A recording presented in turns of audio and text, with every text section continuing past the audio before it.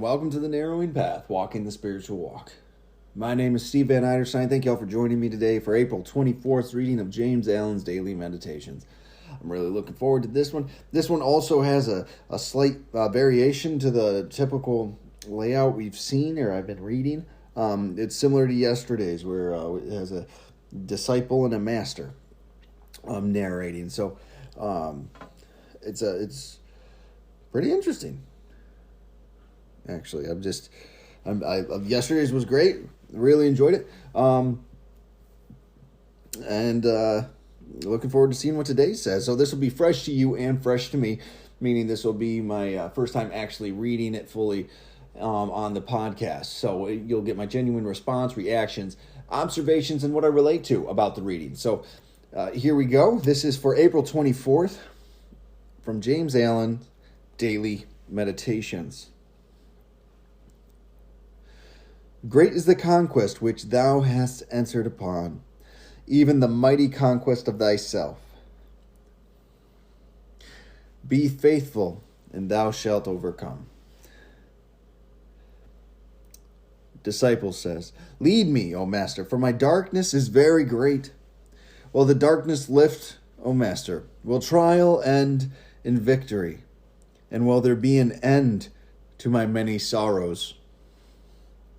Master, when thy heart is pure, the darkness will disappear.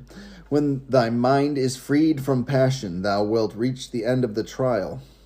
When the thought of self-preservation is yielded up, there will be no more cause for sorrow. Thou art now upon the way of discipline and purification. All of my disciples must walk that way. Before thou canst enter the white light of knowledge, before thou canst behold the full glory of truth, all thy impurities must be purged away, thy delusions all dispelled, and thy mind fortified with endurance. Relax not thy faith in truth. Forget not that truth is eternally supreme. Remember that I, the Lord of truth, am watching over thee. Be faithful and endure, and I will teach thee all things. Wow. Huh. This is about faith a lot to me. This is about the reasons why we go through this process. You know, again, this is yesterday's I was saying how the disciple almost seems to be crying out or a desperation in the tone, or at least that's how I read it, because that's how it was for me when I needed help. So to read this and to really see it in the perspective of we take these actions and we live this way of life in preparation to see this truth, and we have faith that it will be there, right? We have an understanding and a belief that if we do these things and we rid ourselves of our passions and our selfishness and our the other things he refers to in here, and the other things he refers to in the rest of his meditations and writings, we'll get to that place of peace and comfort, and we'll get to that place of joy and bliss and truth and knowledge and love. So here we go. We'll read this again and we'll go through it a little bit here. Great is the conquest which thou hast entered upon, even the mighty conquest of thyself. Be faithful, and thou shalt overcome. All right, I want to check that against the original. I read this out of a printing of the book, of course, and sometimes I wonder.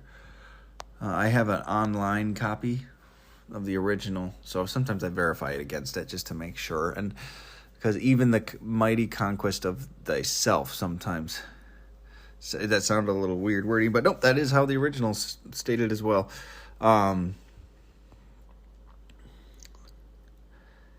Be faithful. All right, perfect.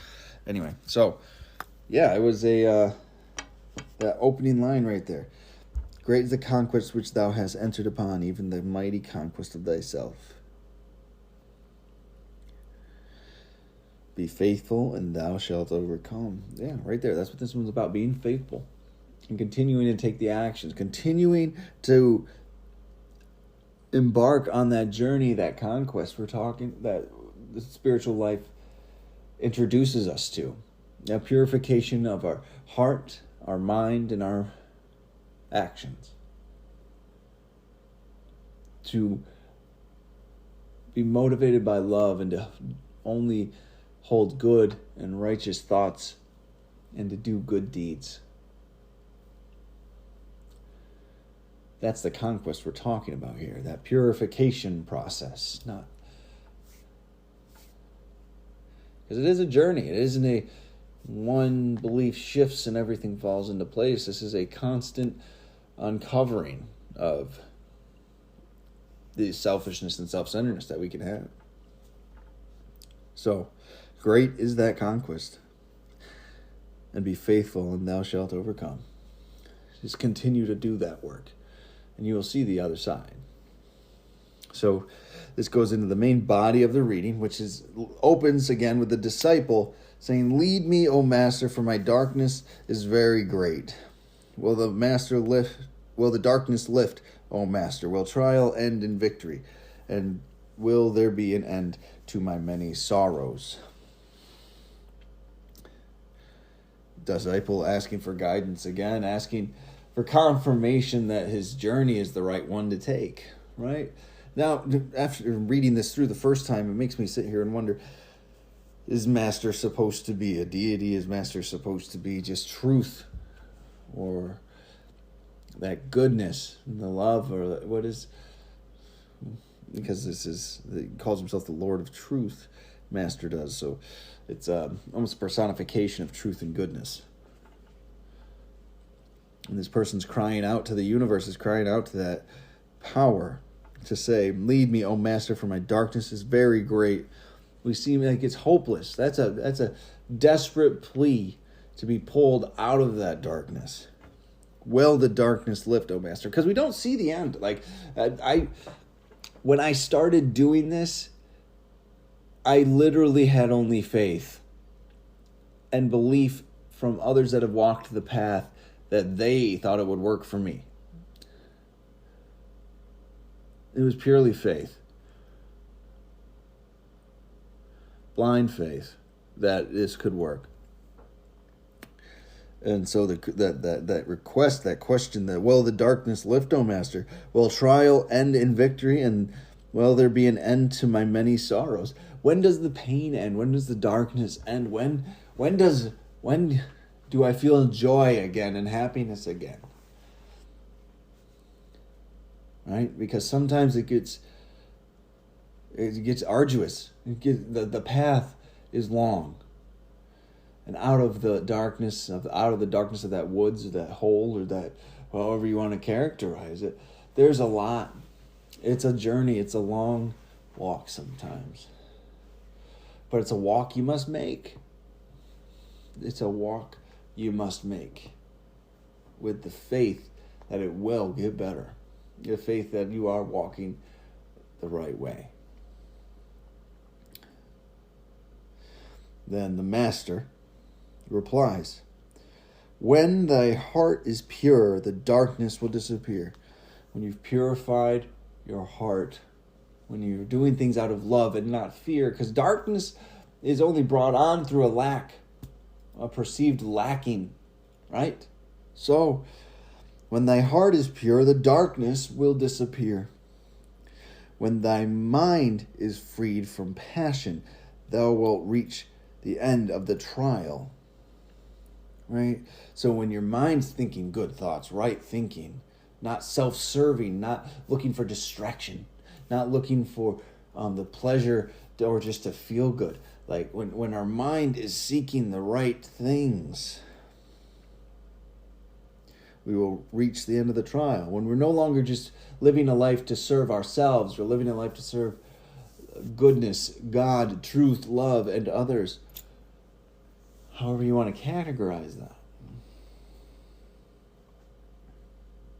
And when thought of self-preservation is yielded up, there will be no cause for sorrow. When you have faith that you will be taken care of and you're not worried about preserving yourself in the sense of taking from the world and ensuring your own survival in a very selfish, self-centered way, right? When the thought of self-preservation is yielded up, trust that things will go the way they're supposed to go, and you will be taken care of, and things will be okay.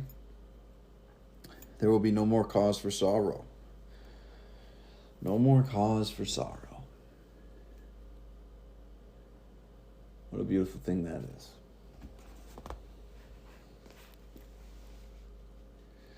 Thou art now upon the way of discipline and purification. All my disciples must walk that way. To be fair, everybody that's walking this path, like those that listen to this podcast, those that go out into the community and to be of service, those that are changing their way of living and way of thinking to be a more powerful, constructive, good person in this world, you're on that path, and thou art now upon the way of discipline and purification. Because when you've seen your truth, when you opened yourself to the possibility of the truth, you can't unsee it. You are on that path. Where you let that path take you and how long you want to make that path take is up to you, really. The things we can do with our selfishness and self-centeredness really are just to slow down the process. Before thou canst enter the white light of knowledge, so before you can have that pure knowledge, that pure truth, before thou can behold the full glory of truth, the knowledge, the truth, all thy impurities must be purged away, thy delusions all dispelled, and thy mind fortified with endurance. So, before the true, and I don't think you do this and you don't have any truth. I believe the truth has depth. So the more you remove of these impurities, these sins, the selfish nature and self-centeredness of living, the more the truth becomes revealed to you. And what feeds you along this path is the willingness to walk it with the little pieces of truth that you begin to find. And for me, that was just so exciting. That was so exhilarating to find truths in this world, to find what really matters in the essence of living. That was powerful for me. And then to understand there's layers to my understanding. Like, there's layers to my comprehension of these truths. How deep they go in my experiences, how deep they go into my active thoughts. It's incredible. The more I purify and the more I purge out these sins and these doubts and these fears and these self-preserving actions I take,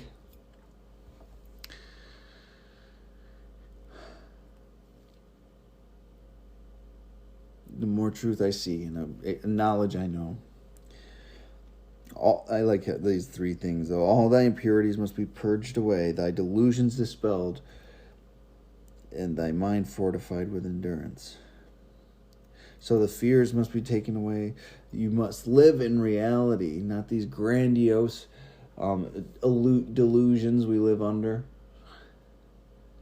I was victim to many, self-imposed victim to many of these delusions and these processes and things.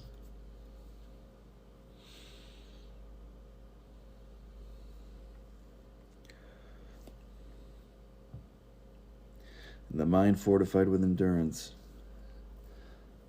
Endurance, the willingness to continue on, the willingness to keep on.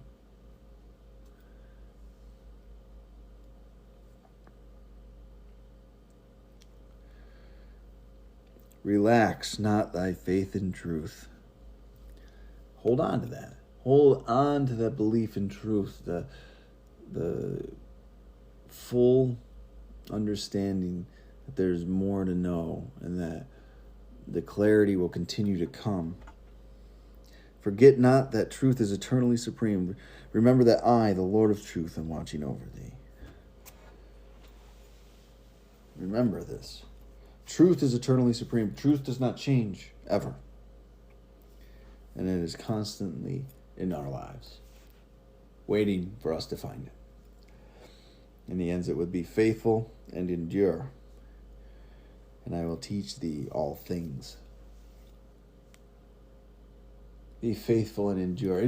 But the things we must endure are our own pains, our own sorrows. But they must be endured first before they can be changed. And when we can do that,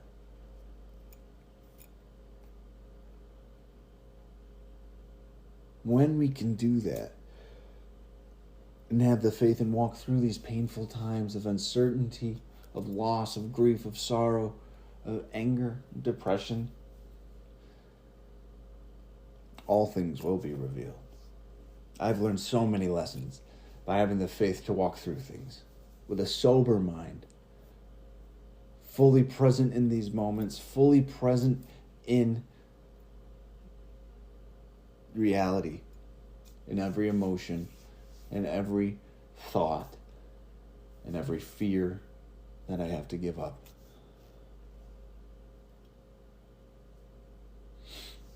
It's an amazing thing, amazing journey. So thank you so much for joining me today.